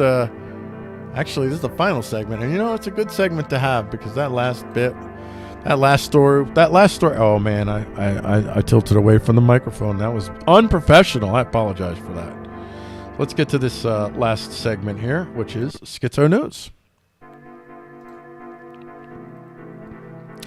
All right, these are the News Dialect Schizo News headlines. We're going to go through the headlines real quickly, and then we'll circle back around. We'll circle back around to it, and we'll go in a little bit more detail for some of these. Maybe not all. Ukrainian anarchists are calling for international support from thecanary.co. California's most radical prosecutor bankrolled by scandal-plagued tech billionaire from freebeacon.com. Marine scientists say pulling plastic out of the ocean isn't even worth it from Futurism. There's probably no stopping big invasive spiders from blanketing the East Coast. That's HuffPost.com. All right. Gulu pupil shot dead in school protest over Manchester Derby TV ban. Freight truck had box of human heads stolen. Just going to keep going. Navy vet needs to prove he's alive to get benefits. And there you go. Those are the headlines, and we'll circle back and get a little bit more detailed view of that. So these are the News Dialect Schizo News headlines in detail. Ukrainian anarchists are calling for international support. This is from thecanary.co. Amid the destruction, people are busy organizing resistance to the invasion, as well as providing mutual aid to refugees. That's a phrase they really like to use, mutual aid. So I'm not going to go into the story of that, but it's interesting to see the Ukrainian anarchists. Now, when you say anarchists, I don't know which type they are. There's all kinds of anarchists, so maybe it's multiple types. I don't know if it's left and right anarchists coming together or what. California's most radical prosecutor bankrolled by scandal-plagued tech billionaire. This is from freebeacon.com. The biggest individual backer of San Francisco's District Attorney Chelsea Boudin recalls fight in a tech billionaire. This is worth a little bit more. Well, juicy wooses for this one. Yeah. So this is, you know what? I'm in the wrong place. That's where I should be right now. There we go. No, wait. No. I'm wrong. Go back. I'm still here. That's right. We're still here. Everything's fine. Ignore, don't look behind the curtain. There's nothing to say. California's most radical prosecutor bankrolled by scandal-plagued tech billionaire from freebeacon.com. So, come on, slow on down here. Chuck Ross wrote this, huh? Okay, Chuck. The biggest individual backer of San Francisco's District Attorney Chelsea Boudin recall fight is a tech billionaire who was charged by the Securities and Exchange Commission with illegally selling $1.3 billion in cryptocurrency. Charged by, but not convicted. All right. You're innocent till proven guilty. Christian Larson, the chairman of Ripple Labs, has given $100,000 to the Friends of Chesey Boudin opposing the recall, according to campaign disclosures. The Friends Committee opposed a June 7 ballot initiative to remove Boudin from office. All right. She was a champion of progressive criminal justice reform movement, which is basically that we ignore the Constitution and we apply our values rather than constitutional values, because it's not about due process and rule of law. It's about measuring out the factors as far as the historic injustice that the competing parties are responsible for, and the historic injustice that they're part of being the victim of. It's not American. It's socialist. It's groomer. Socialist groomer. California's most radical prosecutor. Oh, I already read that. Marine scientists say pulling plastic out of the ocean isn't even worth it. So all those videos of ocean cleanup nonprofits dumping, all that's for naught, because apparently, it's just not worth it. It's just not worth it. It's not enough savings, I guess. I don't know. Bottom line says it's just not worth it. Just give it a gazillion years and it'll eventually disappear. There's probably no stopping big invasive spiders from blackening the East Coast. All right. Now, during that gazillion years, don't keep feeding it with plastic, though, idiots. Alrighty. So, people living in the East Coast may soon be noticing some 8-legged new neighbors, Joro spiders. I live on the East Coast. I'm in Pennsylvania, so this is worth checking out because it's a spider. Let's find out if we're going to die. That's a big old meanie. I don't know, man. It looks kind of friendly. I don't know. Kind of cool looking. I like it. Looks friendly. Let's see. People living on the East Coast may soon, I already read that, Jero spiders, invasive palm-sized spiders that have become a relatively common sight in some eastern states, will likely be expanding to their territory soon. No predators. It doesn't have anything that's controlling its population size in the new habitat, but it has perfect conditions to spread. The study found that the Joro spiders are well equipped to survive cold temperatures, meaning they're likely to thrive in as their population spreads north. Okay, let's find out. But are they going to kill us? Are they going to kill us? Are we going to die? Is this just another... Are these like COVID spiders? I don't want COVID spiders. Definitely. Okay, so let's see. They have distinctive bulbous yellow abdomens and yellow striped legs. They also have the neat ability to use their webs like balloons or parachutes to ride the wind. Originally, they come from East Asia, but have been in the U.S. since at least 2013. When they most... Okay, I don't care. I just want to know if I'm going to die. Am I going to die? Okay, one Georgia resident referred to the arachnids as a big no-no. Scientists emphasize that they pose no threat to humans and so far haven't been shown to have any negative environmental effects. So, University of Georgia researchers said the large numbers of spiders already seen in Georgia may actually be a good thing since they were eating pests like mosquitoes. And screw mosquitoes! I agree, man. Mosquitoes must die. There's no possible good use for mosquitoes. Now, the school, which increasingly seemed like it's run by spiders... Wow, I didn't expect that! Has issued a statement making a similar statement. There's really nothing we can do to stop them. But that's not necessarily bad news. Is that I hate that phrase. It's the copium phrase. If you're watching, this is 2022, and yes, everybody's saying copium right now. Very annoying, but it sounds like a little bit of that trying to accept the diminishment of their lives because of the spiders. All right. I don't want to go into much more detail. I really could go into more detail, but I won't. All right, so there's the spider, and then we got Gulu pupil shot dead in school protest over Manchester Derby TV ban. A Ugandan student was shot dead on Sunday when security forces dispersed a school protest. Some of this, there's no way I'm not clicking on this. All right, there's a little bit of a taste of Uganda there. A Ugandan student was shot dead when security forces dispersed a school protest over the screening of an English Premier League football match. High school pupils threw stones at the school buildings after they were banned from watching the match between Manchester City and Manchester United. Are you guys nuts? You're gonna watch the You're gonna deprive them of the Manchester Showdown? The boy, 19, died when a bullet hit him after he climbed up a tree to get out of the way, the headmaster told the BBC. Some 1,000 pupils were sent home as the boarding school was shut down for 2 weeks. So, security forces killed the boy. He said the dead pupil had only been at the school for 6 weeks. 6 weeks! He described him as polite, gentle, and hardworking. Explaining the circumstances that led to the shooting, he said the match coincided with the time the students were supposed to go for their evening revision. Wow. That's not nice. That's not nice. I don't know about that. That's a bummer. I'm not happy about that one. That's sad. Rest in peace, my friend. 6 weeks and then you're dead. That's the parents. I feel so horrible for the parents. Freight truck had box of human heads stolen. Police say someone stole box of human heads from freight truck not from Daily Caller. The stories from Daily Caller. A box of human heads was stolen from a freight truck in Denver, police said Sunday. Navy vet needs to prove he's alive to get benefits. Yeah, so apparently a Navy vet is trying to get... They can see that he's him, that he has stuff that says he's him, but now they have to prove... He has to go through some process to prove he's alive. I can't click on it. I'm not doing it. I could, though. That's the last headline. That's it. We're done. I just let you know. So the story that you're missing here, and if you're watching only the excerpt version of this, story that you're missing here is we're gonna be doing that one right there, that one, yeah.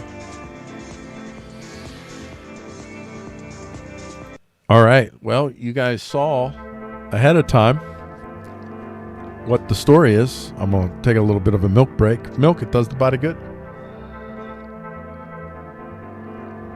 If you're not drinking milk, what are you doing with your life?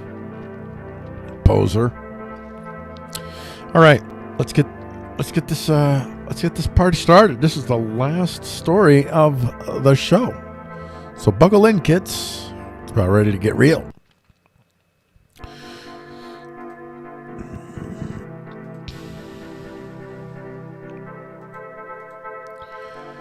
Freight truck had box of human heads stolen.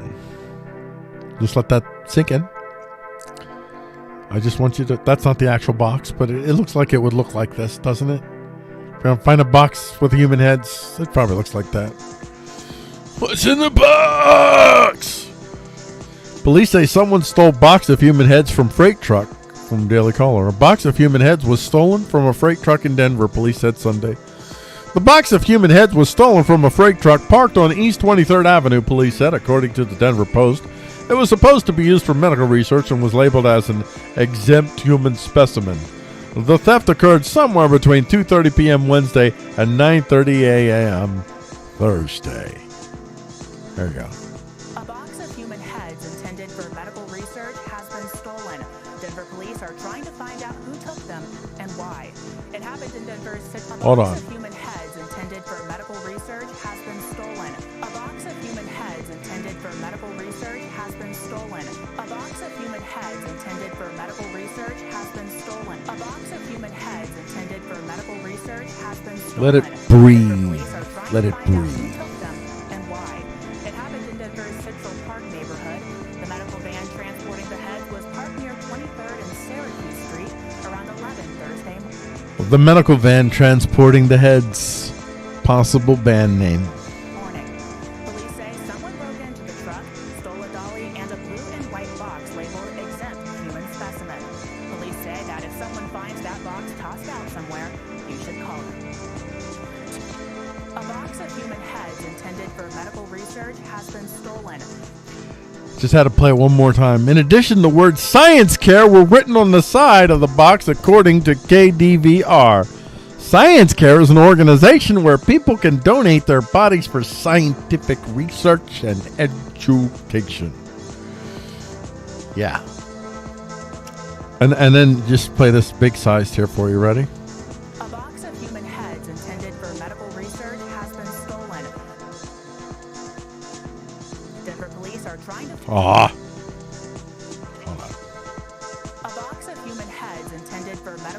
I love it. has been stolen. Denver. Oh, I didn't get clean there. A box of human heads in- Oh, A box of human heads intended for medical research has been stolen. there you go. It has to end right. We're moving forward. You're taking. I'm hoping I've been letting this breathe. I'm trying to let you soak it in. You should be luxuriating in the path that we're taking. Whoa! Police said someone stole a box of human heads from freight truck. What? That's nuts. Is that true? What is this? Chain of tornadoes rips through Iowa, kills. Oh, that's horrifying. What? Wow.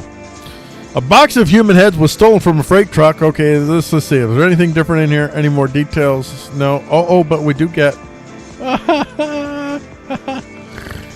Okay, so this is the same story. Okay, I don't know why I have that. All right, here we go. A box of human heads intended for medical research has been stolen.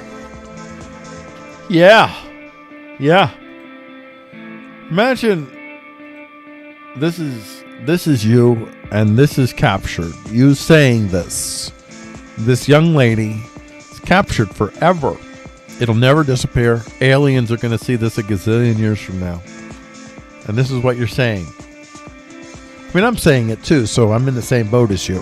You know, we got the same fate. Sure. Science care. There's a hero in us all. Look at that little girl. She's hopeful. There's hope for me. Someday I might. Never mind. I can't do it. I can't. Science care is a body donation to science program that helps future generations through improved scientific research today. Get help today. If a loved one is terminally ill or has passed away, science has passed away. Please pre-plan today. Register your intent to donate your body to science. Holy moly. It takes less than 3 minutes, folks. Join the registry. A death occurred. The patient is terribly ill. You have an updated address or contact information. Wow. A death occurred. How about this one? Start medical screening. All right. Status. Select one. Oh, state. Never mind. State. Let's see. I am filling this form.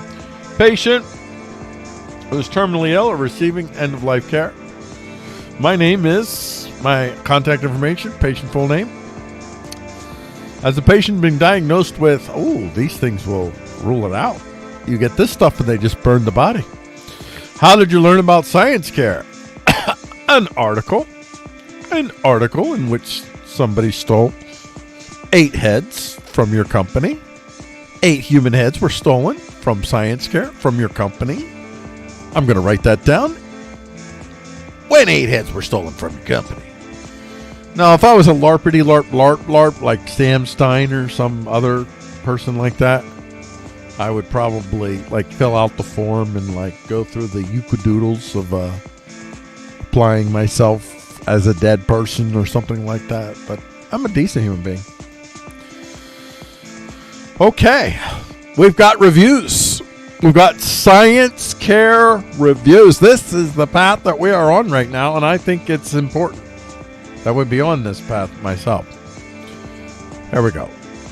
Let's see. Science Care Inc. reviews. Husband passed at home. My husband was not in hospice, but was sick with heart and diabetes issues. He wanted to make things easier for me at his death, so I filled out the paperwork for him. He signed the paperwork.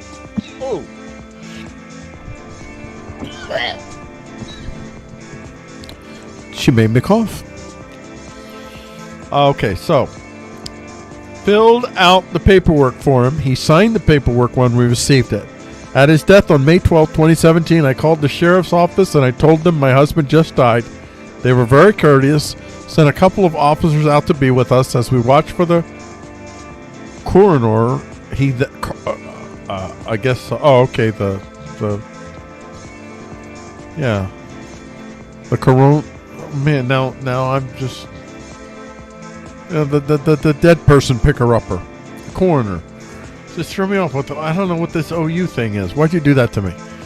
He then walked with us for the funeral home to pick up my husband, and as he was a veteran, he was draped with the American flag. We then went through the process. Everyone was polite and very caring.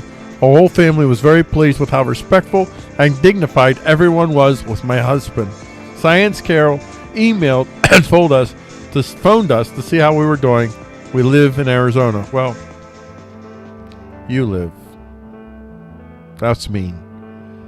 You live in Arizona. Uh-oh. A 3-star. Every company has flaws. Well, I apologize for y'all's lost and for the time that you felt has been not so satisfying with Science Care. May God continue to bless you and your families in your time of loss. But I've had a different experience with Science Care, although I am still alive. I am 37. And hopefully will live many, many, many more happy years on this earth. I already signed up with Science Care in 2019. And my process went smoothly. I had no trouble whatsoever. I received the paperwork via mail in a few days, and as well as registered myself and received my own personal donation care in the event of my death to let fam, friends, and medical staff know that I am not an organ donor, but a whole body donor. With an exclamation point. As well as donation cards for fam and friends just in case they would like to become donors as well.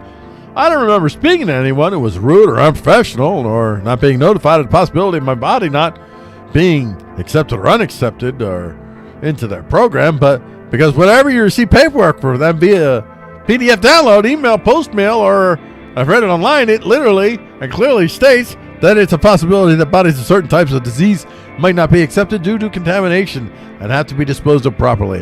And it's not fine print, it's actually one of the stipulations that you agree to with Science Care when you register regardless. And that's with every body donation company you register with regardless of anything. And also, I took it upon myself to do extra research, in which I also received this information from my State Department as well. So my experience was nice, and I just wanted to share. Maybe they had newbies as CRs or SRs or something else. I'm not sure what to say. But I hope just because you had a delay with a few hours or days doesn't change your mind about this company. Every company has flaws somewhere, but that doesn't mean they're not good company.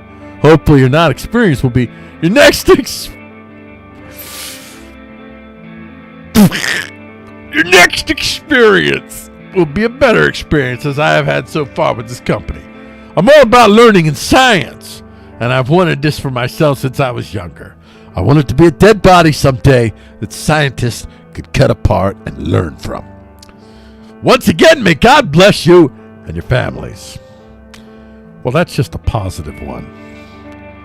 Oh, here we go. Mother passed away last week. She wanted her body donated. The hospice at the hospital found this company. Let me say, when you read and see all the grief this company has put us through, it is unnecessary and unprofessional. It has taken over 6 days to get my mother's body donated. I believe they need to compensate us for our time lost dealing with them while we were greeting my mother. I had to give a star, but really did not want to give them any. Oh my. Well, that's a lot. That is a lot. I mean, let's not be beating around the bush here. Wow. My mother passed away with lung cancer that spread throughout her body. She lived in Tennessee and was at a Vanderbilt hospital, which is where we were donating her body to Science Care. My mother wanted her body donated to help others, or at least for science. My dad called this company and started a pre-screening phone conversations, which took multiple hours.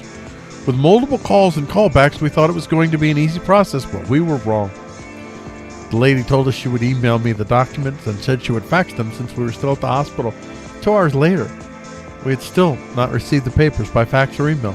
They were claiming the fax numbers were wrong. Meanwhile, we received a call from another company wanting to harvest her eyes. We explained to them that we were in the process with Science Care. They were such a great company.